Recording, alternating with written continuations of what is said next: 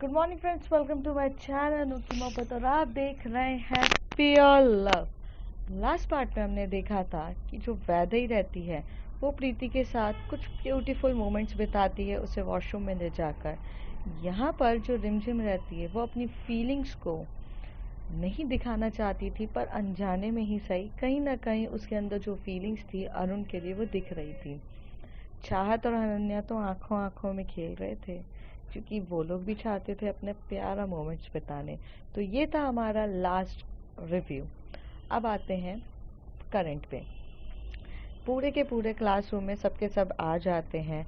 अनन्या अपनी सीट पर बैठ जाती है, चाहत को टीस कर कर, और चाहत की हार्ट बीट काफ़ी तेज हो जाती है। जिस तरीके से वो उसका हाथ पकड़ी थी, उसका पेन लेकर उसके से लिख रही थी, ये सब देखकर ना उसके अंदर एक सेंसेशन पूरी बॉडी में फैलने लगता है और उसे काफ़ी, और वैसी पूरी स्कूल चला जाता है। स्कूल बेल रिंग होती है और स्कूल ख़त्म हो जाता है। सबके सब बाहर जाने लगते हैं। तो जैसे ही कि बाहर जाने के लिए सब अपनी क्लास से एकदम तेज़ी से बैग पैक करके सब भाग रहे रहते हैं, तभी वहाँ पर दूसरी तरफ रिमझिम कहती है, अरुण छुट्टी हो गई है, हमें जाना पड़ेगा घर। तो कहते हैं हाँ वो तो जाना पड़ेगा, पर मैं चलूँगा कैसे, मुझे तो बहुत ज़्यादा पेन हो रहा है। तो कहता है कोई बात नहीं, मेरे कंधे पे हाथ रखो, मैं धीरे धीरे चलते, पर अभी नहीं, अभी अपन जब बाहर जाएंगे तो सारे बच्चे निकल रहे होंगे तो अपन को धक्का मुक्की में लग जाएगी, हम थोड़ा वेट करते हैं। तो कहता है ठीक है। तो यहाँ पर रिमझिम और अरुण थोड़ा वेट कर रहे रहते हैं और रिमझिम फिर भी उसके लेग को थोड़ा ना थोड़ा अपने हाथों से मसल रही रहती है। उसे बहुत बुरा लगता है कि उसकी कुछ मस्ती मजाक और गुस्से की वजह से उसे इतनी ज़्यादा पेन लग गई। अरुण बहुत सेंसिटिव बॉय था, छोटी छोटी चीज़ों में बीमार हो जाता था, छोटी छोटी चीज़ों से उसको हर्ट हो जाता था, छोटी छोटी चीज़ें उसको अफेक्ट कर जाती थी। इसलिए रिमझिम ना बहुत ज़्यादा केयरिंग नेचर थी, बचपन से ही उसके लिए ज़्यादा थी। तो वो उसका लेग को बहुत प्यार से मसल रही रहती है। अरुण को तो काफ़ी ज़्यादा फीलिंग आ रही रहती है उसको देखकर। दोनों वहाँ पर कुछ वक्त बिताते हैं। यहाँ से भागा दौड़ी में जो वैदी रहती है वो भी बहुत स्पीड में निकलती है, लेकिन वो स्पीड में भागती है ये देखकर प्रीति तो शॉक्ड हो जाती है कि ये इतनी तेजी से भाग क्यों रही है। और प्रीति यहाँ देख रही रहती है कि ये कहाँ है, मतलब कहाँ चली गई, क्योंकि वो इतनी तेजी से भागती है कि 2 मिनट में जब प्रीति बाहर जाकर देखने के लिए खड़ी होती है तो वो नहीं दिखती है। एक्चुअली वैदेही अपने दोस्तों के लिए बहुत कंसर्न थी, तो वो डायरेक्ट यहाँ से भागती है रिमझिम और अरुण के पास, और अरुण को जाके बोलती है ठीक है तू। तो कहता है यार इसको बाहर तो लेके जाना पड़ेगा, अंकल तो कार में आएंगे, चलेंगे। तो कहती है हाँ लेकिन अभी बहुत भीड़ है, हम थोड़ा वेट करते हैं। तो वो दोनों वहाँ पर बैठ जाते हैं। प्रीति बहुत कंसर्न होती है और वो भी चुपचाप बाहर निकल जाती है, मतलब गेट के बाहर, स्कूल के बाहर वो वेट कर रही रहती है कि वैदेही आएगी। पर वैदेही आज लेट हो जाती है, 10 मिनट हो जाते हैं, 15 मिनट हो जाते हैं, वो नहीं आती है। दूसरी तरफ अनन्या और चाहत एज यूजुअल बस में बैठ जाते हैं, और जो अनन्या रहती है वो चाहत के पास आकर बैठ रही रहती है, लेकिन सडनली से एक बच्चा जो रहता है, वो छोटा बच्चा रहता है, इन लोगों से जूनियर क्लास का रहता है, 5th स्टैंडर्ड का, वो बच्चा बोलता है दीदी सीट खाली है, मुझे कहीं नहीं मिल रहा है, मैं बैठ जाता हूँ। वो बैठ जाता है। यहाँ पर चाहत का फिर बैठने का रह जाता है, वो चुपचाप वहाँ जाकर बैठ जाती है। और उसके बाजू में जितनी देर में अनन्या को वो इशारों में बुलाती कि इधर आकर बैठ जाओ, उतनी देर में तो खुद आस्था आकर बैठ जाती, क्योंकि आस्था और चाहत तो पहले से ही काफ़ी अच्छे दोस्त हैं। तो आकर बैठ जाती, तो दोनों एक दूसरे की तरफ देखने लगते हैं काफ़ी अच्छे से। तो आस्था बोलती किसी का इंतज़ार था क्या, कि मैं गलत आकर तो नहीं बैठ गई। तो अनन्या हंसते चाहत हंसते हुए बोलती तेरे अलावा और कौन होगा, इतने सालों से तो तू ही बैठती है ना। तो कहती हाँ मैं बैठती हूँ, लेकिन कुछ इशारे तो अनन्या की तरफ भी आजकल होने लग गए। तो मुझे तुम बताओगी कि चल क्या रहा है तुम्हारा उसके साथ, आस्था पूछती है। तो चाहत बोलती कुछ भी नहीं। कहती है यू लाइक हर। तो कहती है कुछ भी मत बोल, दोस्त है मेरी, ऐसा कुछ नहीं है। और वो बात को छोड़ के इधर बाहर देखने लगती है। आस्था को कहीं ना कहीं लिटिल बिट डाउट था, क्योंकि जिस तरीके से आजकल उनकी केमिस्ट्री चल रही थी, कहीं ना कहीं दिखाई देता है। और वो कहावत है ना, मोहब्बत और प्यार छुपाए नहीं छुपता है, तो वही कुछ चीज़ें चल रही थी।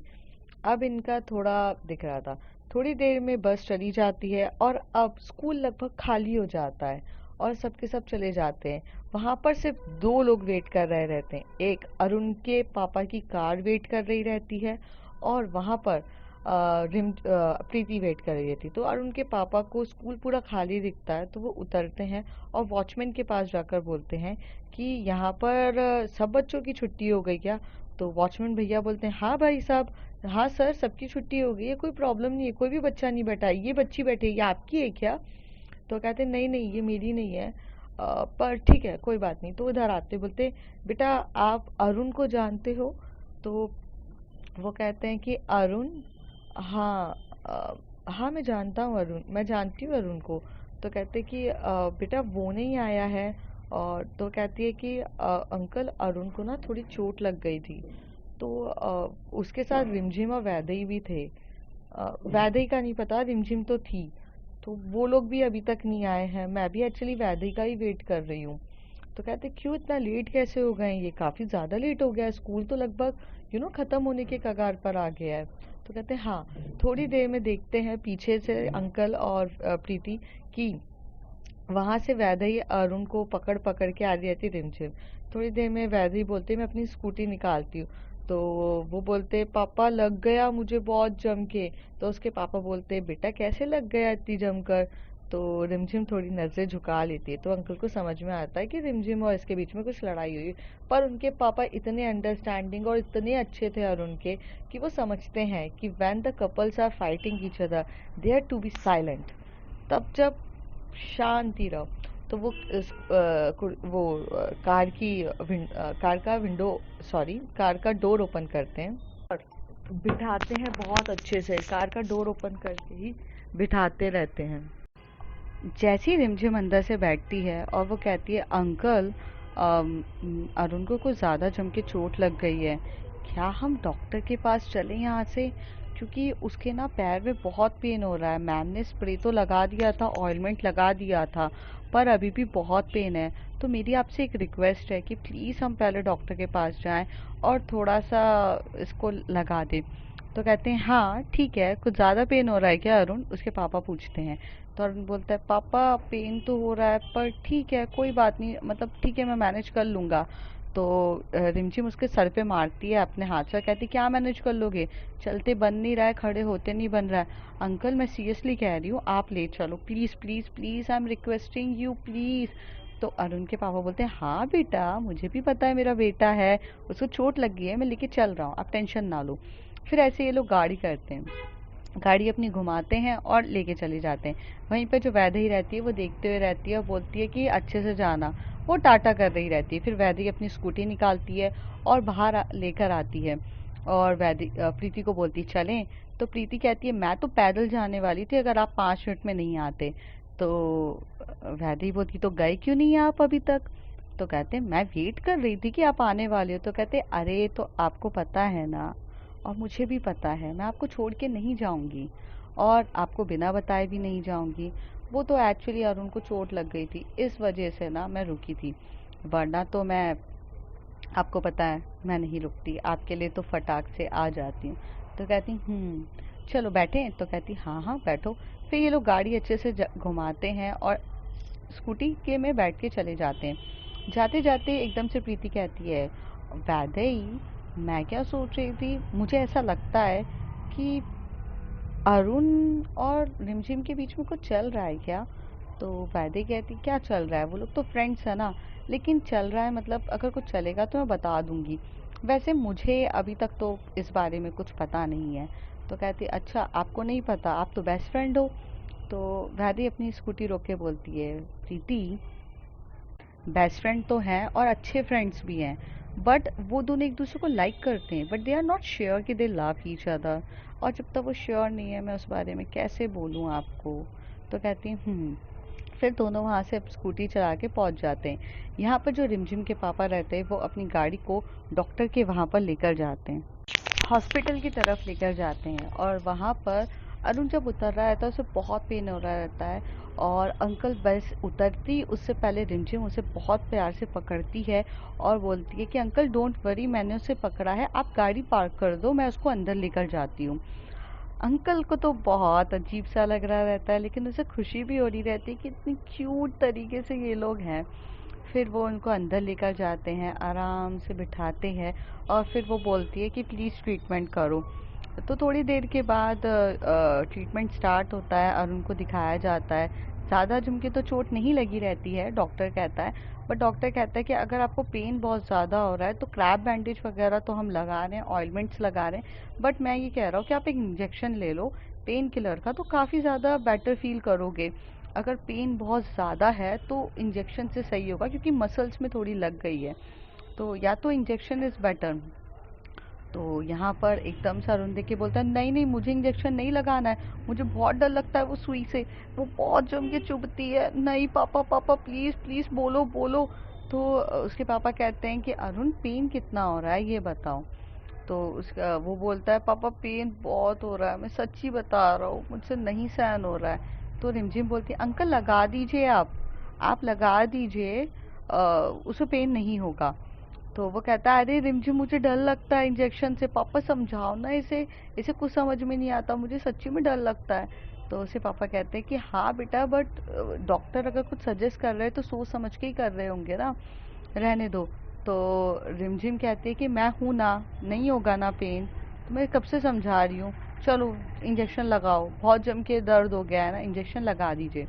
तो जो डॉक्टर रहते हैं वो उसे कहते हैं कि मुझे कमर में इंजेक्शन लगाना होगा आपको। तो वो बोलता है कि नहीं नहीं कमर में तो बिल्कुल भी नहीं, बहुत हो जाएगा, नहीं मैं कमर नहीं दिखाऊंगा। तो रिमझिम बोलती कि हरकतें ना करो, चुपचाप बैठ जाओ। और वो उसके पास बैठती है, उसका हाथों को बहुत टाइटली पकड़ती है और उसकी नज़र को अपनी नज़र से मिलाती है, और उतनी देर में डॉक्टर को इशारा करती है कि आप इंजेक्शन लगा दो। वो एकदम से उसे आराम से इंजेक्शन लगा देते हैं और उसे पता भी नहीं चलता, अरुण को पता भी नहीं चलता है। और अरुण सिर्फ रिमझिम की आंखों में देखे जाता है और रिमझिम भी उसकी आंखों में देख रही थी। काफ़ी क्यूट मोमेंट्स होते हैं जिसमें उसको पेन का फ़र्क ही नहीं पड़ता। इंजेक्शन लग जाता है, आराम से लगाते हैं, डॉक्टर बोलते हैं हो गया।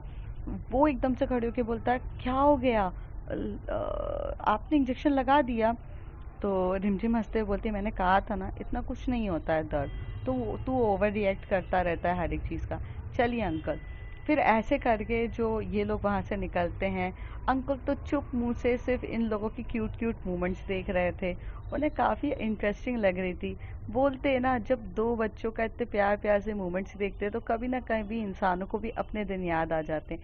अंकल को भी अपने स्कूल के डेज, अपने स्कूल लाइफ और अपने फर्स्ट लव वाली फीलिंग्स उनको भी याद आ रही थी। बट फिर काफ़ी अच्छे से बैठते हैं, सब गाड़ी को पीछे की तरफ घुमाते हैं और फिर वहाँ से आराम से चले जाते हैं। ऐसे करके जो अरुण का भी ट्रीटमेंट हो जाता है और उसके बाद रिमझिम को उसके पापा ड्रॉप करते हैं और अरुण को घर लेके जाते हैं। जैसे ही घर लेकर जाते हैं तो अरुण की मम्मी कहती है, फिर गिर के आ गए, तुम कितने बार गिरते हो यार, क्या क्या चोट लगती रहती है, तुम्हारा ख्याल रखने के लिए मुझे कोई और इंसान ढूंढना पड़ेगा जो तुम्हारा ख्याल टाइम पर रखे। अरुण को उसकी मम्मी कहती है। तभी अरुण के पापा स्माइल कर रहे रहते हैं, तो वो बोलते कि बेटे को यहाँ लगी है और आपको स्माइल दिख रहा है। तो उसके पापा बोलते, तुम बोल रही थी ना किसी को ढूंढना पड़ेगा उसका ख्याल रखने के लिए, उसने ढूंढ लिया है अपने लिए, और वही उसको हॉस्पिटल लेके इंजेक्शन लगवा कर सब कुछ लेकर आई है। मम्मी कहती, ये क्या बात है, कौन है वो लड़की, कौन है, क्या कर रही है? तो पापा को अरुण बोलते, पापा कुछ भी मत बोलो। तो उसके पापा कहते हैं, दोस्त है उसकी, बहुत ख्याल रखती है, अच्छी फ्रेंड्स है, they are the best friend. Like कि काजोल और शाहरुख खान, वो कुछ कुछ होता मूवी में, they are the best friend, Anjali Rahul वाले। तो काफ़ी अच्छे दोस्त हैं ये लोग वैसे।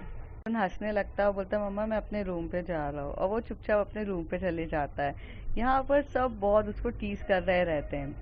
रिमझिम भी जब घर जाती है तो उसकी मम्मी पूछती है, आज बहुत लेट हो गए? तो वो बताती है कि वो अरुण को चोट वोट लग गई थी।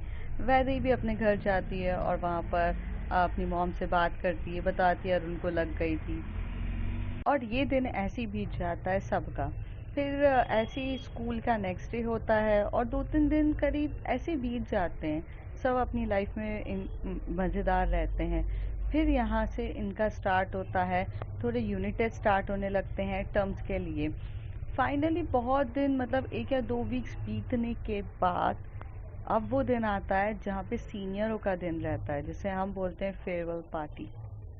प्रीति, वैदेही और चाहत, अनन्या ये सब तो बहुत ज़्यादा जूनियर्स थे। फेयरवेल पार्टी अक्सर 11th स्टैंडर्ड देती है 12th स्टैंडर्ड को। तो 12th स्टैंडर्ड के जो आकाशी, पूजा, अलमास और इनका सब जो पूरा ग्रुप रहता है, अब ये फाइनली स्कूल से विदाई ले रहे रहते हैं। और जब इनका ये टाइम आता है तो इनकी लाइफ का ये सबसे ब्यूटीफुल मोमेंट होता है। आप सब ने अपनी लाइफ में ये एक्सपीरियंस किया होगा अपना ये ब्यूटीफुल मोमेंट। तो फेयरवेल का दिन आ जाता है जहाँ पर जूनियर्स काफ़ी ज़्यादा तैयारियां करते हैं उन लोगों के लिए। तो यहाँ पर जो वैदेही रहती है वो जब स्कूल की तैयारियां हो रही थी, मतलब स्कूल में डेकोरेशंस किए जा रहे थे सीनियर्स को विदाई करने के लिए। तो जब वैदेही देखती है तो कहती है कि फाइनली आकाशी दी और उनका पूरा ग्रुप जा रहा है यार, मुझे बहुत बुरा लग रहा है। पता है रिमझिम बहुत अच्छी हैं यार, इनका ये बैच बहुत अच्छा बैच था। ये बैच जैसा ऑसम बैच तो कभी नहीं मिल सकता और इन सीनियरों की बराबरी तो कोई भी नहीं कर सकता। वहीं पर अनन्या के बोलती है रिमझिम इस बात पे तो मैं भी एग्री करती हूँ वैदेही की, क्योंकि इनसे अच्छा कोई भी नहीं मिलेगा। चाहत बोलती बट यार मुझे बहुत बुरा लग रहा है यार कि हम लोग भी मतलब हम उनके लिए कुछ नहीं कर पा रहे हैं। अनन्या, हमारे लिए तो उन्होंने बहुत कुछ किया है, तो हमें भी उनको फेयरवेल पार्टी देनी चाहिए। आई मीन वो हमारे लिए इतना सब कुछ करते हैं। ये तो ऑफिशियल फेयरवेल पार्टी है, बट पोस्ट फेयरवेल पार्टी तो होनी चाहिए ना, कि ताकि हम लोग उनके साथ कुछ मोमेंट्स बिता सकें। और ये तो लास्ट टाइम का मोमेंट्स है। तभी वहाँ से तानिया मैम जा रही रहती हैं। तभी प्रीति एकदम से बोलती तानिया मैम, फेयरवेल पार्टी के लिए आपका क्या कंट्रीब्यूशन हो रहा है? तो कहती हैं कि हमारा क्या कंट्रीब्यूशन होगा, हमें तो खुद इनवाइट किया गया है, हम लोगों की साइड से कुछ नहीं होता है। पर अब ये तो दिन आना ही था ना प्रीति। तो कहती आपको बुरा नहीं लग रहा है? प्रीति कहती है कि आकाशी दी चली जाएंगी और आपको रोज़ देखने का मौका नहीं मिलेगा। तो तानिया मैम प्रीति को साइड में लेकर जाती हैं और बोलती हैं देखो प्रीति, आज नहीं तो कल ये दिन आना ही है ना। लाइफ का यही तो दस्तूर है, जो आता है उसे जाना रहता है। पर स्कूल से जा रही है ना, लाइफ से थोड़ी ना जा रही है। जब मिलना होगा हम मिलेंगे, जीना होगा हम मिलेंगे, वो अलग मोमेंट है। पर ये अलग चीज़ है। और हाँ, सबको स्कूल लाइफ छोड़ने के बाद बहुत दुख होता है। तो जब तक स्कूल में हो स्कूल लाइफ अच्छे से जी लो। जब बड़े हो जाते हैं ना तो स्कूल लाइफ की बहुत याद आती है। और मैं ये आकाशी से भी एक्सपीरियंस करूँगी कि आकाशी को भी अपनी स्कूल लाइफ बहुत याद आएगी। पर उसके पास बहुत अच्छे दोस्त हैं। तो जब ये सारी बातें प्रीति सुन रही रहती है तो वैसे एकदम से टर्न होती है और बोलती है ये देखो मैडम जी तो मैडम के साथ लगी हुई हैं। तो कहती है कि हाँ पूछ रही होगी, चलो प्रीति को भी पूछते हैं कि अगर पोस्ट फेयरवेल पार्टी दी जाएगी तो कैसे होगा। तो वैदेही बोलती है प्रीति मेरी बात तो सुनो। तो प्रीति आकर बोलती है हाँ। तो सब लोग एक साथ बोलते हैं कि हम चाहते हैं कि हम भी अनन्या दीदी को हम सॉरी आकाशी दीदी को, पूजा मैम को, सबको मतलब एक फेयरवेल दें। हाँ, मुझे कोई प्रॉब्लम नहीं है, हमें भी देनी चाहिए, काफ़ी अच्छा होगा। पर अभी तो इनकी ऑफिशियल फेयरवेल पार्टी है, फिर इनको हमें पर्सनली इनवाइट करना होगा। तो वैदेही कहती कोई प्रॉब्लम नहीं है, वो तो मैं इनवाइट कर दूंगी उन्हें पर्सनली। मैं पूजा मैम से बात करूंगी और वो मेरी बात को कभी टालेंगी भी नहीं। प्रीति का थोड़ा सा मुंह और जेलसी और पॉजिटिवनेस वाला चेहरा दिखने लगता है। तो रिमझिम बोलती है कि अरे तू रहने ही दे, तेरी वाली तो देख किस तरीके से तेरे को खाने के मूड में देख रही है। मैं बात कर लूँगी, मेरी भी बनती है अच्छी खासी, तो मैं पूजा दी को बोल दूँगी। तो कहती है ठीक है। फिर ऐसे करके सब अपनी लाइफ में बिजी हो जाते हैं। फेयरवेल के दिन की तैयारियाँ जूनियर्स बहुत ज़ोरों शोरों से कर रहे रहते हैं। कुछ डांस प्रिपेयर किए जाते हैं, कुछ ड्रामा प्रिपेयर किया जाता है और बहुत सारे अवार्ड्स होते हैं कि बेस्ट हार्ड वर्किंग अवार्ड, सारी 30 अवार्ड्स होती है। तो बहुत सारी तैयारियां की जाती हैं, बैलून्स लगाए जाते हैं, जिसमें जो 10th जो 11th क्लास के जूनियर्स होते हैं वो बहुत बहुत बहुत बहुत ज़्यादा हार्ड वर्क करते हैं। तो अब ये फेयरवेल का दिन आ चुका रहता है जिस दिन हर किसी को इस दिन का काफ़ी देर से इंतज़ार रहता है। तो फेयरवेल के दिन की ट्रेडिशन ये रहती है कि जो 12th स्टैंडर्ड के लोग हैं वो साड़ी पहनेंगी लड़कियां, लड़के ब्लेज़र पहनेंगे। और ब्लेज़र मतलब पूरा जो सूट होता है वो पहनेंगे। जूनियर्स जो होती हैं जो मतलब 11th स्टैंडर्ड की, वो सूट पहनेंगी और लड़के नॉर्मल शर्ट और पैंट में आएंगे। तो ये उनकी थीम होती थी हर उनके स्कूल का यही एक नियम था। तो जिस दिन आकाशी को साड़ी पहननी रहती है, तो आकाशी को तो फेयरवेल का टाइम रहता है, उसे साड़ी पहननी नहीं आती है। तो वो एकदम से फ़ोन करती है तानिया को और बोलती है, तानिया दीदी आप फ्री हो क्या? तो कहती है कि हाँ मैं तो फ्री हूँ, आप बताओ क्या हाल है, और आज तो आपका फेयरवेल है और आप मुझे कॉल कर रहे हो। तो कहती है दीदी वो क्या है ना, मैं पार्लर जाने वाली थी और मैं पार्लर गई भी थी अपनी तैयार होने के लिए, पर वहाँ पर जो लड़की है ना जो मुझे साड़ी पहनाने वाली थी वो एन मोमेंट में आई नहीं। और मैं मेकअप वगैरह तो सब वहाँ कर लूँगी, लेकिन प्रॉब्लम ये है कि मैं साड़ी कैसे पहनूँ, मुझे साड़ी पहननी नहीं आती है। तो क्या आप मुझे साड़ी पहना दोगी? हाँ ज़रूर, मैं पहना दूँगी साड़ी, पर अभी आप मेरे अभी कहाँ मिलोगे आप मुझे? तो कहती कुछ नहीं, आप मेरे घर आ जाओ, मैं आपको अपने घर पिकअप करके लेकर जाऊँगी। तो कहती नहीं नहीं, मैं आपके घर कभी गई नहीं हूँ, मैं नहीं लेकर आ सकती। तो कहती बेबी कोई आपके बारे में कोई नहीं जानता है, और मेरे घर में आज मॉम एंड डैड भी नहीं है। वो रिसॉर्ट का एक न्यू रिसॉर्ट ओपन किया है, तो उसका इनॉग्रेशन के लिए वहाँ गए हैं। तो घर पे कोई भी नहीं है, मैं आपको बस अभी पिकअप करती हूँ and we will just just spend some time. तो आप रेडी हो जाओ, मैं आ रही हूँ। तो जिस दिन फेयरवेल रहता है उस दिन 11 बजे सबको पहुँचना रहता था। तो जो आकाशी रहती है वो 9 बजे अपनी स्कूटी उठाती है और वहाँ से हॉर्न बजाकर तानिया मैम को बोलती है कि आ जाओ जल्दी आओ। तो तानिया मैम उसके पीछे बैठती हैं और बोलती हैं कि Akashi are you seriously I am going with your home, तुम्हें ठीक लगता है कि नहीं? तो कहते हैं कि ठीक तो लगेगा ना, आप डोंट वरी, सब ठीक लगेगा। मैंने बताया ना मेरे घर में कोई भी नहीं है अभी, आप चलो बस। फिर ये लोग वहाँ से स्कूटी पकड़ते हैं, मतलब स्कूटी में बैठ के वो आराम से चले जाते हैं। स्कूटी को साइड में पार्क करते हैं, घर पे जाते हैं, और फिर वो साड़ी का कलेक्शंस दिखाती है। उसने एक्चुअल में आकाशी बहुत ज़्यादा चूज़ी थी, तो उसे 3 साड़ियाँ पसंद आती है, लेकिन उसे ये नहीं पता रहता इन 3 साड़ियों में से उसे पहनना कौन सा है। और उसने 3 साड़ी करी रहती है, तभी वहाँ पर ना उसे बहुत बहुत बहुत सारी मतलब प्रॉब्लम्स हो रही रहती है कि ये कलर में ये है वो है, मतलब वो नुक्स निकाल रही रहती है कि ये अच्छी नहीं लगी, I should look a beautiful princess like everything.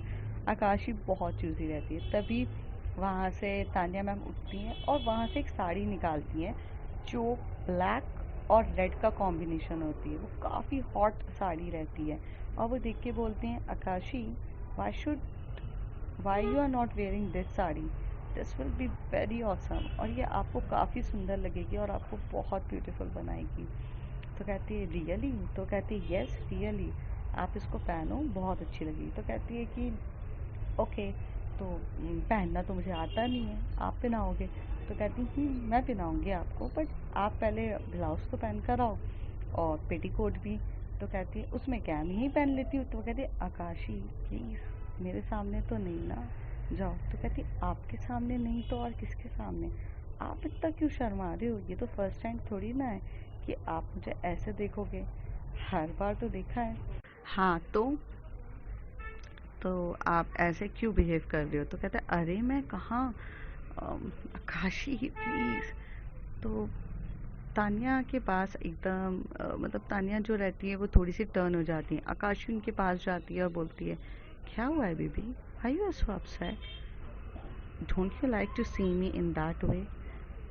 तो तानिया कहती है ऐसा नहीं है, पर ऐसा कुछ नहीं है।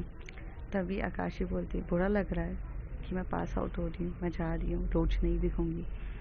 तो तानिया अपना सर नीचे झुकाकर बोलती है बहुत पेन हो रहा है, आपको रोज देखने की इतनी आदत हो चुकी है कि अब आपसे दूर रहते बिल्कुल भी नहीं बनता है।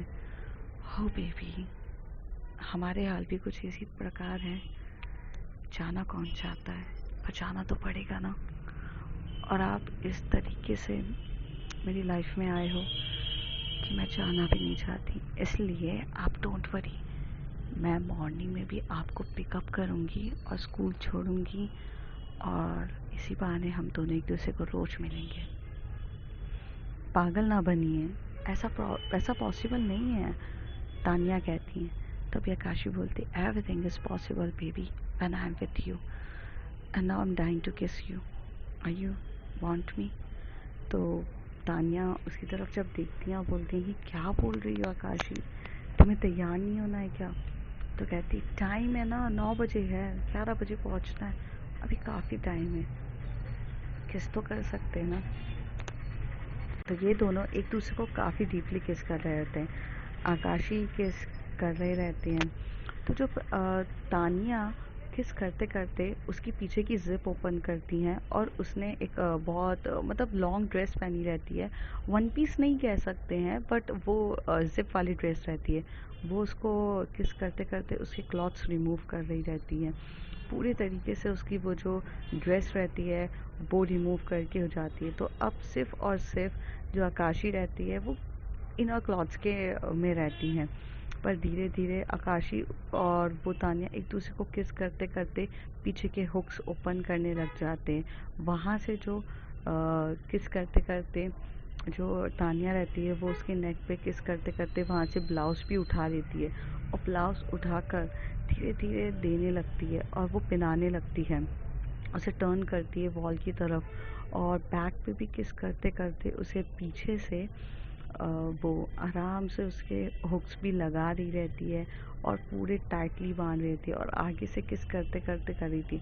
फिर वो उसको पेटीकोट पहनाना रहता है, जैसे वो पेटीकोट को लेती है वो नीचे बैठती है और उसकी लेवल पे किस करते करते आकाशी को बोलती है कि पैर डालो। तो फिर वो धीरे धीरे अपने पैर ऊपर करके एक पैर अंदर जाता है पेटीकोट के अंदर, फिर दूसरा पैर अंदर जाता है और पेटीकोट की जब वो नॉट को बांधते बांधते वो उसके नेवल पे किस करे जा रही थी।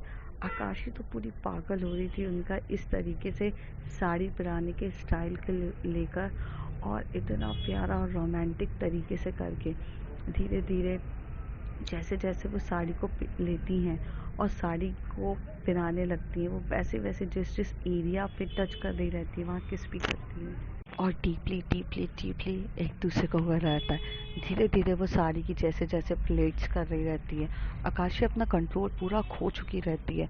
आकाशी एकदम एकदम पूरे तरीके से मतलब अपने आप को दे देती है तानिया को। तानिया आराम से उसकी नेवल पे हाथ रखना, टच करना, उसके हाथों को पकड़ना, पूरा फीलिंग के साथ किसेस के साथ उसको साड़ी पहना रही रहती है।